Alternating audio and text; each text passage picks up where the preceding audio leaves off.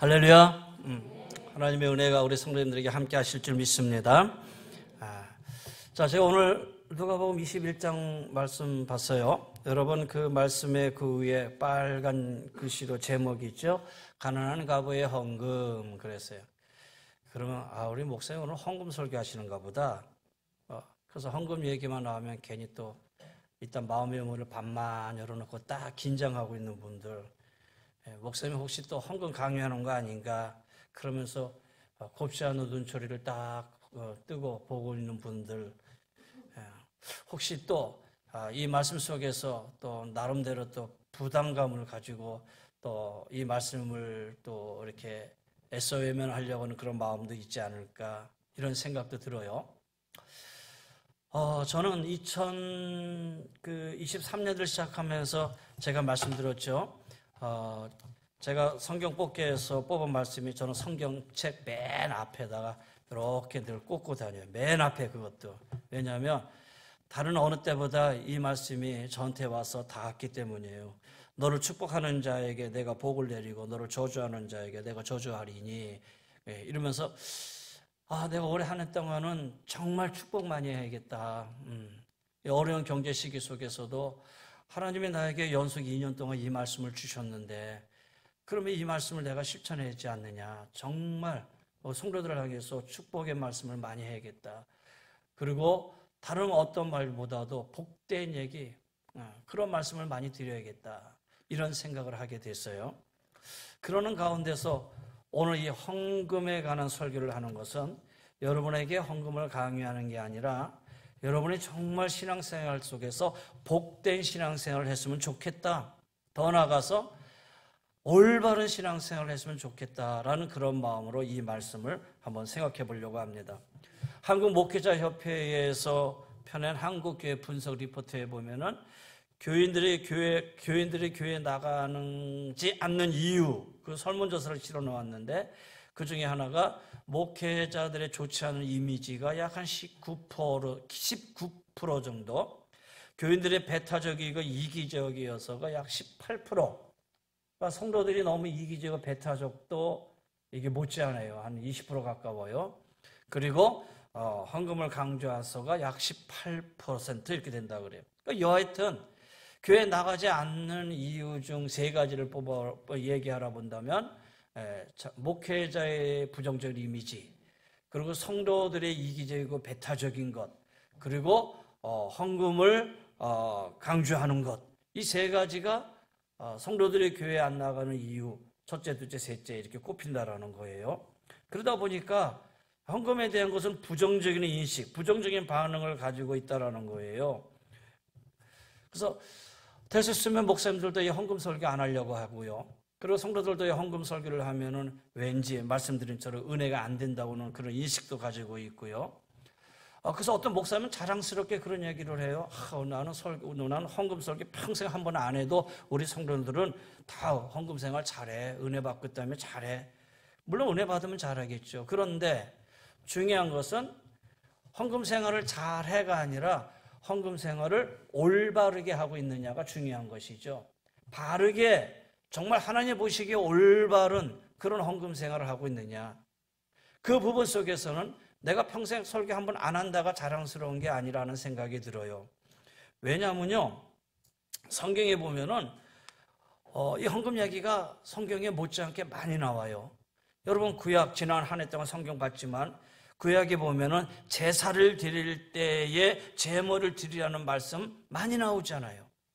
그리고 성막이나 성전을 지을 때에 예물 드리라는 그런 명령도 많이 나와요.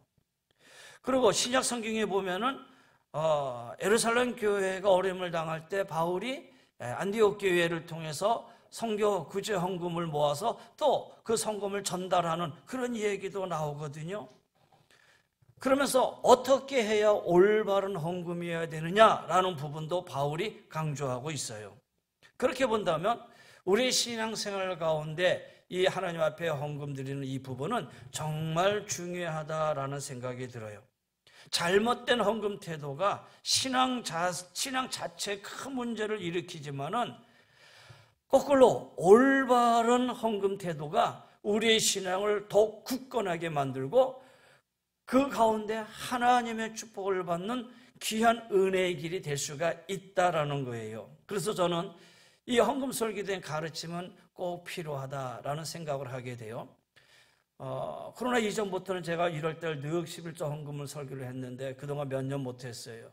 그다음 올해 2023년도 우리 장로님도 기도하셨지만 경제적으로 그렇게 많지 않고 어렵다라고 하는 이때에, 그러나 이 헌금 생활을 통해서 이때에 어떻게 하나님이 우리를 지켜주시고 인도해 주시는가를, 그런 복된 길로 가는 길은 중요하다라는 생각이 듣기 때문이에요. 참 이 한국교회의 헌금에 대한 어떤 잘못된 오해와 편견이 많잖아요. 그 중에 하나가 뭐냐면은 목적을 가지고 하려는 부정적인 이미지가 많다라는 거. 그 중에 대표적인 게 무슨 건축 헌금 같은 거잖아요. 교회가 건축하려고 했는데 아주 그 부흥사 중에서 건축 헌금을 잘 얘기하는 부흥 강사가 있다고 해서 그분을 모시고 오면 건축 헌금이 많이 나온다. 그래서 그분을 모셔다가 건축 헌금을 막 부흥회하면서 건축 헌금 설교를 하고, 그러면서 1억 손 드세요, 1,000만 원 손 드세요, 얼마 손 드세요, 막 그랬단 말이에요. 그러니까 그런 것들이 성도들에 대한 부정적인 이미지, 그런 마음을 갖게 되거든요. 저는 부흥회를 그렇게 자주 안 하죠. 저희 교회는 부흥회에 대해서 긍정적이기도 하고 부정적이기도 하고, 전 사실 그런 마음이에요. 왜냐하면은 부흥회를 또 자주 하는 것도 또 안 하는 것도, 근데 부흥회는 가끔은 필요하다. 왜냐하면 부흥회를 통해서 전체 성도가 한번 뜨겁게 기도하고 신앙을 다잡는 결단의 시간도 필요하고, 그 부흥회를 통해서 정말 한 명의 성도가 변화되어지는 그런 일도 있기 때문에 가끔은 부흥회도 필요하다라는 생각이 들어요. 그러나 그것이 자주 함으로 인해서 부흥회에 대한 어떤 잘못된 선입관을 갖는 것도 문제지요. 그러면 저에게서 부흥회 할 때 부흥 강사가 오잖아요. 그럼 저는 아무 얘기도 안 해요. 부흥 강사한테 우리 교회 상황이 이렇습니다, 저렇습니다, 아무 얘기도 안 하고 그냥 오셨으니까 목사님이 받은 은혜대로 하십시오. 그러면 가끔 부흥 강사님이 목사님 무슨 제가 도와드릴 일이 없습니까? 교회에 필요한 거 없습니까? 이렇게 묻는 분들이 계시거든요. 그러면 아무것도 없습니다. 그냥 오셔서 편한 마음으로, 그리고 받은 바 영적인 어떤 은혜 속에서 우리 성도들에게 은혜를 주고 가세요. 저는 그렇게 얘기를 하죠. 근데 가끔 보면은 생각지 않는 가운데 오버하는 가운데 나와가지고 때로 그것 때문에 마음을 좀 서로 불편한 가운데도 없잖아. 가끔은 있었는데 여튼 그래요. 어떠한 강요하려는 잘못된 헌금 설교나 헌금은 잘못된 것이죠. 이런 것들이 보이지 않게 많다 보니까 성도들이 부정적인 이미지를 가지게 됐어요. 그래서 올바른 설교 헌금은 반드시 필요하다라는 생각이 들어요. 여러분, 그런 생각이 들잖아요. 하나님이 기뻐하시는 게 뭘까? 기도 생활해야지. 여러분의 결단과 헌심을 보면요, 새해에는 기도 열심히 하겠습니다. 그렇잖아요?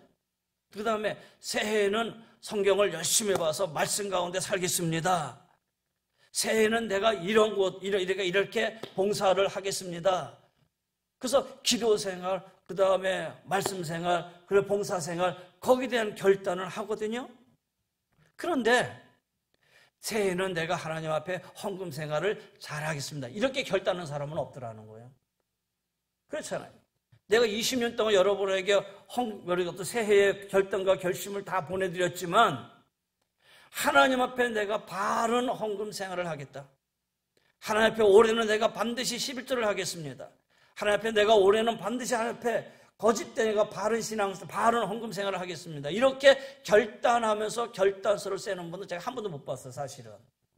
그런 의미에서 볼 때에 아직 성경에 분명하게 하나님 앞에 우리가 신앙생활하는 한 부분 속에서 기도 생활도 중요하고 말씀 생활도 중요하고 봉사 생활도 중요하지만 우리의 신앙생활 속에서 바른 헌금 생활도 가장 중요한 부분이다라는 거예요. 왜냐면요, 오늘 성경 보세요. 오늘 1절 2절에 예수께서 눈을 들어 부자들의 헌금함에 헌금 넣는 것을 보시고 또 어떤 가난한 과부가 2랩돈 넣는 것을 보시고, 반복되는 단어가 있죠? 1절, 2절에. 뭐가 있죠? 보시고 그랬어요. 보시고. 동일 본문인 마가복음 12장에 보면은, 마가복음 12장에 보면은 이렇게 나타나 있어요. 예수께서 헌금함에 대하여 앉으사 무리가 어떻게 헌금함에 돈 넣는가를 보실세, 이렇게 돼 있어요. 여러분, 예수님이 성전원에 들어가는 사람들이 헌금하는 것을 보셨다 그랬어요. 보셨다. 그런데 이 보심이 예수님이 지나가시다가 우연하게 어떤 사람이 헌금하는 것을 봤다, 그게 아니라, 우연하게 본 게 아니라 헌금함에 대하여 앉으사, 헌금함이 있는데 그 앞에 예수님이 앉으셨어요. 그리고 어떻게 헌금함에 돈 넣는 것을 보실세. 마가복음 그렇게 표현되어 있어요. 오늘 여기 본문에도 보시며 그랬잖아요. 보시고. 근데 이 보신다는 말은 미완료 시제예요. 어쩌다 한번 본 게 아니라, 지나가다 우연히 본 게 아니라 주님이 계속해서 보시는 거예요. 계속해서 보시는 거예요. 예루살렘 성전은 크게 4가지 뜰로 되어 있어요. 제일 바깥쪽에는 이방인의 뜰, 그 다음에는 여인의 뜰, 그 다음에는 남성의 뜰, 그 다음에 안쪽에는 제사장의 뜰. 이게 4수로 되어 있는데, 헌금함은 어디에 있냐면 여인의 뜰 앞에 있어요. 여인의 뜰. 그러니까 이 이방인 뜰을 넘어서 여인의 뜰, 그 뜰을 지나가는데 거기에 헌금함이 몇 개가 있냐면 13개가 있어요. 쫙 13개. 13개가 쭉 헌금이 있는데, 다양한 헌금의 목적에 따라서 헌금함이 구분이 되는데, 13개 중에 9개 헌금함은 각종 제사 종류에 대한 제물을 구분하면서 드려지는 헌금이에요. 제물의 헌금이 많잖아요. 번제, 소제, 속제제, 속건제 있잖아요. 그 종류에 따라서 드려지는 예물이 9개 쭉 있어요. 그 다음에 나머지 4개는 독특한 용도의 헌금이에요. 첫 번째 헌금이 뭐냐? 예를 들어서 성전 보수를 위한 헌금함, 성전 수리를 위한 헌금함, 그 다음에 구제를 위한 헌금함, 그리고 그 외 자유 헌금함, 이렇게 구성이 되어 있어요. 그리고 이 헌금함은 노쇠로 되어 있어요. 노쇠. 이렇게 노쇠로 되어 있어요. 노쇠로 되어가지고 위에는 이렇게 그래서 이렇게 나팔 모양으로 이렇게, 여기 나오네요. 나팔 모양으로 이렇게 되어 있는 일종의 노쇠예요. 안에도 구멍이 이렇게 작아요. 구멍이 작아요. 그래서 이걸 나팔개라고 불렀는데, 예수님이 그곳에 가서 앉으셔서 어떻게 헌금하는가라고 봤어요. 근데요, 지금은 지폐가 있잖아요. 지폐가 있어서 지폐에 이렇게 헌금하면 넣으면 소리가 잘 안 나잖아요. 근데 이 당시에는 지폐가 없는 거예요. 다 동전이다라는 거예요. 그리고 여러분 헌금하실 때 보겠지만 다 헌금함이 이게 헝겊으로 되어 있잖아요. 헝겊으로 되어서 뭘로도 소리가 안 나게 되어 있단 말이에요. 근데 이 헌금함은 노쇠거든요. 그리고 구멍이 하나 이렇게 있어요. 그래서 헌금을 하는데 동전을 넣으면은 쨍그랑 쨍그랑 이 소리가 나요. 그러면 지폐가 없어서 동전으로 헌금한다면 동전의 두께가 이렇게 두꺼울수록 이게 그 화폐 단위가 높고 낮을수록 화폐 단위가 작은 거예요. 그러니까 묵시간 헌금이 이 노쇠에 탁 넣으면 징그랑 하고 소리가 나죠. 그리고 아주 낮은 단위에 여기 랩돈이 나는데 랩돈을 넣을 때는 내려가면서 챈 이렇게 소리 내고 마는 거예요. 자, 예수님이 앉아서 봐요. 앉아서 보는데 여기에 부자가 나와서 헌금을 하는 거예요. 쨍그랑 한 번 넣는 게 아니라 또 쨍그랑 두 번째 쨍그랑. 아니 부자가 동문 이렇게 많이 가져와가지고 계속 넣는 거예요. 주님도 그거 지켜보셨어요. 그리고 좀 이따 보니까 한 과부가 지나가다 두 랩돈을 가지고 거기다 돈을 쨍그랑 하고 돈을 넣어요. 여러분, 주님이 보시고 계셔요. 그래서 오늘 이 말씀을 헌금을 보시는 예수님. 그러면 성스러워요. 그죠? 거기다가 성도들의 헌금을 보는 목사. 이렇게 바꿔보면은 세속적인 목사가 돼. 갑자기. 그렇잖아요? 좀 거룩하지 못한 목사가 된단 말이에요. 이걸 보시고를 보고 헌금을 보시는 예수님 그러면 그렇구나. 근데 헌금을 보는 목사 하면은 아유 목사님 왜 성도들 헌금을 보십니까? 목사 거룩하지 못하게. 여러분 그렇게 생각할 수 있잖아요. 근데 오늘 예수님이 보셔요. 말씀드린 것처럼 우리는 기도 생활도 잘하고 헌금 그다음에 봉사 생활도 말씀 생활도 생각을 하고 거기에 새로운 결심을 늘 갖고 오겠지만은 하나님이 보시는 헌금 생활에 대해서는 나는 어떻게 하고 있었는가? 여러분 한 번 정도는 생각해 봐야 되지 않겠어요? 그렇잖아요. 돌이켜 봐야 되잖아요. 예수님이 어쩌다 보신 게 아니라 어떻게 하나 마음 먹고 앉아서 지켜보고 계시는 거예요. 오늘 성도들이 헌금 드리는 자세가 잘못된 이유 중에 하나가 뭐냐면 헌금을 우선 복채처럼 드려. 마치 무당이 점을 보거나 복을 빌어줄 때 복채 내듯이 하나님 복 주세요 라고 기대하면서 헌금하는 거. 또 마치 무슨 세금 내는 것처럼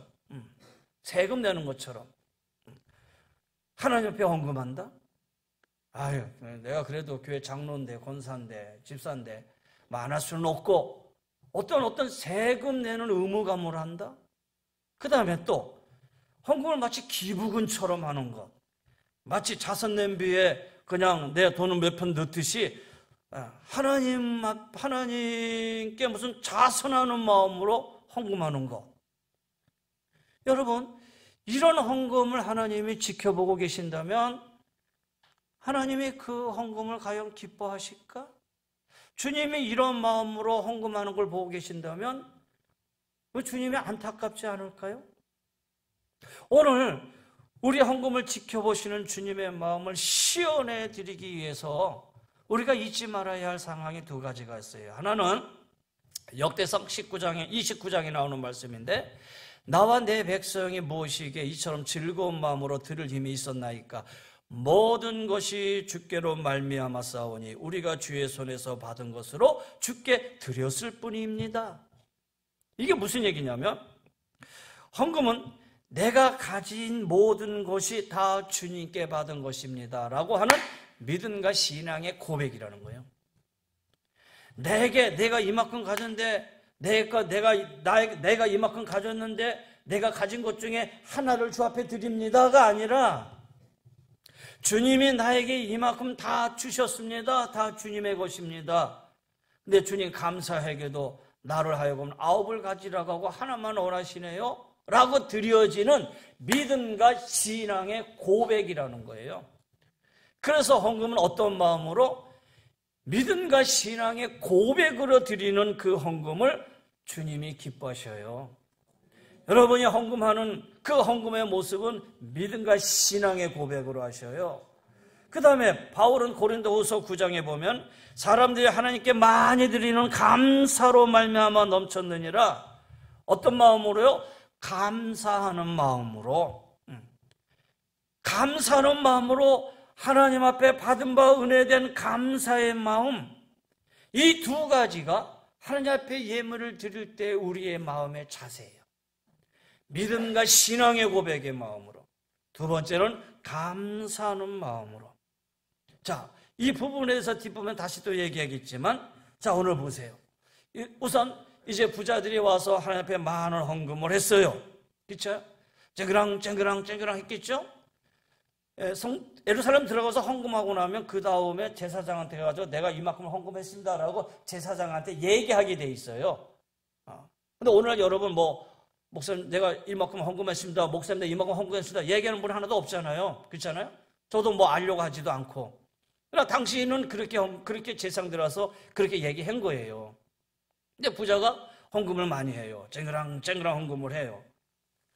근데 여기 성경을 보면은 부자들이 헌금하며 헌금 넣는 것을 보시고 그랬어요. 그 저들은 그 풍족증에 헌금을 넣었거니와 4절에 그랬어요.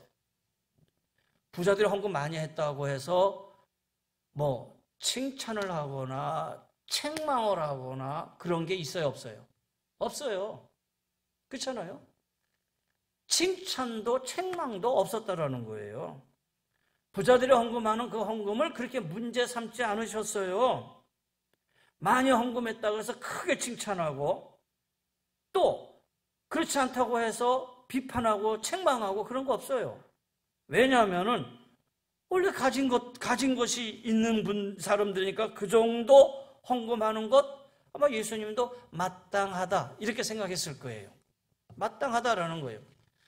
그래, 네가 그렇게 헌금하는구나 이렇게 보신 거예요. 근데 문제는 그 다음이죠. 그 다음 가난한 과부가 2렙돈 넣는 것을 보시고 이것도 보셨어요. 그러면 2렙돈, 이 렙돈이 어느 정도의 돈이냐? 그중에 한 렙돈은 노동자 하루 임금 한 데나리온의 128분의 1. 그러니까 노동자 하루 임금이 약 10만 원으로 계산해 본다면 한 렙돈은 781 이런 정도. 그러니까 2렙돈이니까 얼마예요? 우리 돈으로 1562원이에요. 그러면 왜 이 가난한 과부가 2렙돈을 했을까? 한 렙돈만 하면 되지. 그런데 당시 성전에서 한 렙돈 헌금하는 걸 금했어요. 하나님 앞에는 성전에 들어가는데 야, 한 렙돈은 그 유대교 그 화폐 단위에서 제일 낮은 거예요. 그러니까 노동자가 10만으로 계산했을 때에 781원은 제일 낮은 거예요. 유대교 화폐에서. 그러니까 제일 낮은 1렙돈은 하나님도 안 받으신다라는 거예요. 하지 말라. 그러니까 이 가난한 과부가 몇 렙돈을 2렙돈을 한 거예요. 2렙돈을 한 거예요. 2렙돈 최소한의 한 앞에 드려지는 액수예요. 그 주님이 이것도 보셨어요. 그러면서 4절에 뭐라 하냐면 이 과부는 그 가난한 중에 자기가 가지고 있는 생활비 전부를 넣었느니라. 주님이 이 과부의 생활비를 다 넣은 거를 알았다라는 거예요. 다시 말하면 이 헌금을 하고 나면 이 과부는 더 이상 생활비가 없는 상태가 된다라는 얘기잖아요. 그래서 이 두 사람의 헌금을 비교하면서 이 가난한 과부가 다른 모든 사람보다 많이 넣었도다. 마가복음에 보면 그렇게 얘기하고 있어요. 그러면 이게 무슨 얘기냐? 헌금의 액수를 따져볼 때는 쨍그랑 된 이 부자의 헌금에 2렙돈, 다시 말해서 한 1,500원 되는 이 돈은 상대가 안 되는 돈이에요. 그렇잖아요. 어떻게 이 1,500 되는 돈이 이 큰 돈하고 상대할 수 있겠어요? 이 말은 무슨 얘기입니까? 제가 앞서에 말씀드린 것처럼 하나님 앞에 드려지는 헌금은 우리의 신앙의 고백이에요. 다시 말해서 그 예물에 우리의 마음이 담아져야 된다는 거예요. 하나님은 2렙돈의 이 돈을 보신 게 아니라 2렙돈에 담겨진 이 여인의 마음을 보신 것이다라는 거예요. 사도 바울은 고린도후서에 이 헌금을 이렇게 얘기합니다. 고린도후서 9장 7절에 보면은 각각 그 마음에 정한 대로 할 것이요 인색하면 억지로 하지 말지니 하나님은 즐겨내는 자를 사랑하시느니라. 바울은 내 헌금을 얼마 정도 해라 이렇게 규칙을 정해주지 않았어요. 마음에 정한 대로 하라라는 거예요. 마음에 정한 대로 해라.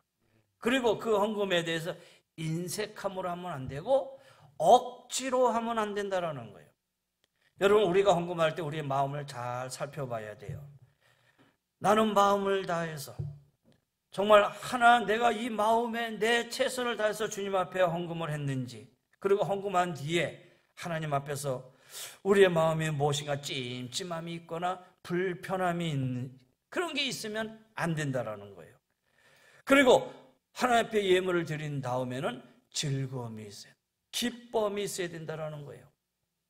여기서 우리가 한 가지 의문을 품을 게 있어요. 무슨 의문이냐면, 왜 예수님은 자기 생활비 전체를 헌금에 넣은 이 여인에 대해서 좋게 말씀하셨을까? 이 여인이 헌금하고 나면 단장에 생활비가 없어. 생계 자체가 곤란할 거라는 거예요. 그렇다면 이 헌금이 이 여인에게도 문제가 될 텐데, 왜 자기 이 두 렙돈을 넣은, 다시 말해서 이 렙돈을 넣고 돌아서서 자기 생계를 이어나갈 상황이 안 되는 이 여인을, 상당히 곤란한 이 여인을 주님은 왜 칭찬하셨을까? 여러분, 당시 고아나 가부들의 형편, 당시 고아나 가부가 제일 빈곤층이었지요. 왜냐하면 이스라엘 땅에서 여성은 독자적인 경제 생활을 할 수 없는 이 시대적 상황이에요. 장사를 한다거나 일용직 노동자로 일할 수도 없어요. 땅을 소유해서 농사를 지을 수도 없고 목축을 할 수도 없어요. 그래서 남편이나 아들이 벌어다주는 그 돈으로 생계를 이어갔어요. 그러던 중에 남편이 죽게 되면 생활이 막막해지는 거예요. 그래서 이 가부들은 어떻게 생계를 이어져 나가냐면, 밭에 나가서, 논에 나가서 남들이 추수 다 하고 떨어져 있는 나다를 주워다가, 그 주워다가 생계를 잇거나, 주변 사람들이 불쌍히 여겨서 주변 사람들의 도움으로 근근히 생계를 이어나가는 사람들이에요. 우리 주변도 이렇게 보면 어려운 분들 계시잖아요. 그렇잖아요. 독자적인 경제 생활이 어려워서 가끔 밖에 이렇게 보면은 이렇게 폐유지 이렇게 주워서 이렇게 다시는 분들도 계신단 말이에요. 어르신들 계신단 말이에요. 또 뭐 취업이나 아니면 알바를 할 수 없는, 장사를 할 형편도 안 되고, 그렇다고 뭐 연금을 받거나 금융재산이 있는 사람도 없고, 뭐 그러다 보니까는 나중에는 뭐 그냥 폐유지를 줍거나 그렇게 해서 근근히 하루하루 생계를 이어가는 분들도 계신다라는 거예요. 다시 말해서 당시 가부의 형편이 이런 상황과 같다라는 것이죠. 제가 우리 교회에서 나오는 폐유지, 박스 이런 것도요, 그냥 밖에다 놓으면 가져가시잖아요. 근데 그거 가져가시려면 또 다 이렇게 정리하고 뜯어서 가져가시더라고요. 그래서 내가 목회실에 우리가 정리해서 내어놔라 그랬어요. 그래서 우리가 내어놓는 휴지는 딱딱딱 정리해서 내어놔서 지나가다 휙 그냥 가져만 가시면 되거든요. 작은 것이라도 그렇게 하면 서로가 편해지잖아요. 자, 다시 본론으로 와서, 그러면 왜 예수님이 이 가부의 헌금을 칭찬했느냐? 보세요. 이 여인은 두 렙돈을 헌금하고 나면은 생계가 막막해. 그러면 이 생계는 누가 책임져야 되죠? 누가 책임져야 돼요? 그 다음에 생계는 하나님이 챙겨줘야 돼요. 하나님이 이 여인의 생계를 철저하게 챙겨주지 않으면 안 되잖아요. 그 말은 뭐냐면은, 이 가부가 하나님께 헌금을 하면서 자신의 생계를 철저하게 하나님 앞에 맡긴다라고 하는 증거라는 거예요. 주님 아시잖아요. 내가 이렇게 헌금하고 나면 저는 생계가 막막합니다. 스스로의 생계를 책임질 수 없는 딱한 상황, 하나님이 특별히 보살펴 주지 않으면 살아갈 수 없는 그런 상황, 아마도 이 가부는 이미 그런 체험을 해왔던 사람인 것 같아요. 그래서 과감, 두려움 없이 두 렙돈을, 자기가 가지고 있는 전부를 하나님 앞에 딱 내어놓을 수가 있었던 거라는 거예요. 그래서 주님이 이 부분을 부자와 비교해서 칭찬한 거죠. 부자와 비교해서 칭찬했다서 부자를 비난하지 않았어요. 그거는 부자로서의 마땅히 해야 할 일을 하나님이 인정하신 거고요. 칭찬은 이 여인을 한 거잖아요. 여러분, 사실 우리 성도들이 하나님을 믿는다고 하면서 한편으로는 물질을 더 의지하는 그런 경향이 많잖아요. 사업이 흔들리면 믿음이 흔들려요. 그렇죠? 사업이 흔들리면 믿음도 막 흔들리고 신앙도 흔들려. 또 생계 토대가 흔들리면 내가 신앙생활하는데 이게 뭐지? 하고도 신앙도 믿음도 흔들려. 여러분, 이런 사람들, 돈이 없으면 없다고 헌금 못하고 돈이 있어도 여유가 없다고 헌금 못하고, 그게 믿음 생활이고 그게 신앙 생활이냐라는 거예요. 여러분, 신앙과 믿음은, 생활과 신앙의 삶은 구분되어야 되죠. 그렇잖아요. 구분되어야 되죠. 내 사업의 흔들림과 내 믿음의 생활은 구분되어야죠. 그럴 때 우리는 한 걸음 뒤에 서서 이 모든 걸 보고 계시는 하나님, 우리의 삶을 지켜보고 계시는 주님, 그 다음은 누가 하셔요? 주님이 하시는 것이죠. 여러분, 오늘 말씀을 보면 예수님이 칭찬하셨어요. 그 가난한 중에서 자기가 가지고 있는 생활비 전부를 넣느니라 하시니라. 그럼 끝났어요. 그 다음에 이어져야 할 말이 무슨 말이죠? 야, 내가 그래서 이 여인을 이렇게 축복했다. 그게 나와야 결과잖아요. 그러잖아요. 그런 결과가 나와야 되는데 그런 결과가 없어요. 그렇잖아요. 이 여인이 어떻게 축복받았는지 아는 사람 있으면 저한테 가르쳐 주세요. 여러분, 없어요. 그 말은 무슨 얘기예요? 우리의 신앙의 삶하고 우리의 생활의 삶하고 믿음의 생활은 철저하게 구분되어야 된다는 거예요. 구분되어야 된다. 그래서 사업 속에서의 우리의 믿음 생활을 함께 묶어서 간다면 철저하게 하나님 앞에 맡기는 신앙생활을 하시라는 거예요. 우리의 생활과 우리의 신앙생활을 함께 간다면 철저하게 하나님 앞에 맡기는 신앙생활을 하시라는 얘기예요. 말라기에 보면 이렇게 말씀하고 계셔요. 만군의 여호와가 이르노라, 너희의 온전한 11조를 창고에 들여 나의 집에 양식이 있게 하고 그것을 나를 시험하여 내가 하늘 문을 열고 너에게 복을 쌓을 것이 없도록 붙지 아니하나 보라. 여러분, 하나님을 시험하면 되겠어요? 시험하지 말라 그랬어요. 하나님이 시험 받는 분이 아니셔요. 근데 유일하게 이 11제 부분 속에서는 나를 시험해봐라. 너희가 나를 한번 시험해봐. 그 말은 무슨 얘기예요? 내가 너희를 어떻게 지켜주는가를 보고 봐봐라. 그런 의미 아니겠어요? 그렇잖아요. 그래서 내가 하나님 앞에 헌금하는데 하나님, 내가 이만큼 했으니까 하나님 나를 어떻게 복 주는가 내가 한번 보겠습니다. 이런 마음이 아니라는 거예요. 하나님, 내 모든 삶이 하나님 안에 있습니다. 그런 믿음과 신앙의 고백이다라는 거예요. 여러분, 헌금은 돈보다 하나님을 의지하는 사람들이 할 수 있는 게 헌금이에요. 그렇잖아요. 물질보다 하나님을 의지할 수 있는 사람들이 할 수 있는 신앙적인 행위가 헌금이지. 물질을 더 의지하는 사람은 절대로 하나님 앞에 헌금할 수가 없다라는 거예요. 왜? 신앙생활은 하는데 신앙생활 안에서 물질을 의지하니까 내가 하나님 앞에 헌금하는 것이 왠지 아까울 수도 있고 마음이 편하지 않을 수도 있기 때문에 못한다라는 거예요. 자신의 삶을 온전히 의탁할 수 있는 사람들만이 헌금하는 거예요. 그래서 여러분, 부자라고 해서 헌금 많이 하는 것 아니에요.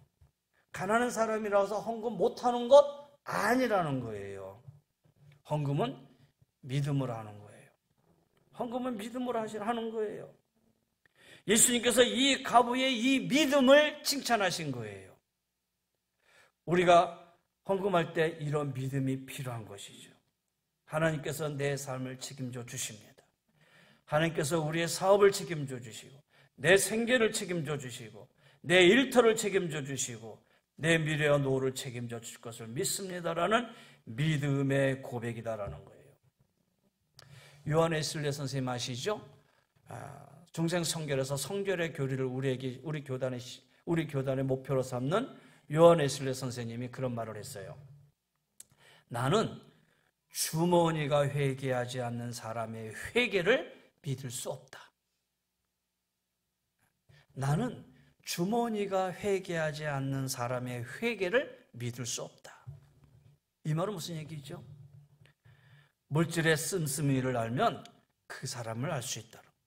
복음을 듣고 회개하고 예수님을 구세주와 주님으로 영접한 사람이 제일 먼저 변화받아야 할 삶의 영역 중에 하나가 바로 돈의 사형처다. 그런 의미예요. 사랑하는 성도 여러분, 2023년도 1월입니다. 제가 이 설교를 2023년도 6월, 7월, 그 다음에 연말 가서 설교해 의미 없을 거라는 생각이 들어요. 그래서 1월에 말씀드립니다. 하나님이 우리의 예물을 지켜보고 계신다는 점 잊지 마시기를 바랍니다. 그래서 믿음과 신앙의 고백으로 하나님 앞에 또 기쁘고 감사하는 마음으로 주님 앞에 헌금하신다면 바로 이것이 헌금 생활입니다. 신앙 생활 중에 우리가 기도 생활, 말씀 생활, 봉사 생활, 그리고 그 안에 헌금의 생활까지 이게 어우러져야 참된 신앙 생활이 될 수 있는 거예요. 우리가 올바른 신앙 생활로 하나님의 인도하심, 하나님의 지켜주심, 하나님의 함께해 주시는 그런 믿음의 삶들이 다 되시기를. 여러분, 그래서 2023년도 어렵고 힘들지만 주님이 나를 지켜주신다는 믿음의 삶으로 확신하며 나가는 우리 사랑하는 귀한 성도님들, 여러분, 헌금의 액수는 크고 작음의 문제가 아니라 여기에 내 마음을 담아서 믿음의 고백으로 해야 한다는 그 믿음의 삶 속에서 여러분 잘 앞으로 우리의 믿음 생활이 아름답게 하나님의 축복받는 그런 삶이 되시기를 주의 이름으로 간절히 권면하며 축원합니다. 기도하십시다. 이제는 우리 주 예수 그리스도의 은혜와 우리 하나님의 그 무한하신 사랑하심과 성령의 감화감동 변료인도 충만하여 주심이 기도생활, 말씀생활, 또 봉사생활, 헌금생활 아울러서 하나님 앞에 온전한 믿음생활 하기를 원하는 하나하나의 우리의 믿음과 신앙의 고백과 감사함으로 주 앞에 나아가 드리기를 원하는 우리 사랑하는 귀한 성도님들의 가정 위에 삶의 터전 위에 우리 모두 위에 이 나라 이 민족 위에 주의 은혜가 영원히 항상 함께하여 주시기를 간절히 축원하옵나이다. 아멘.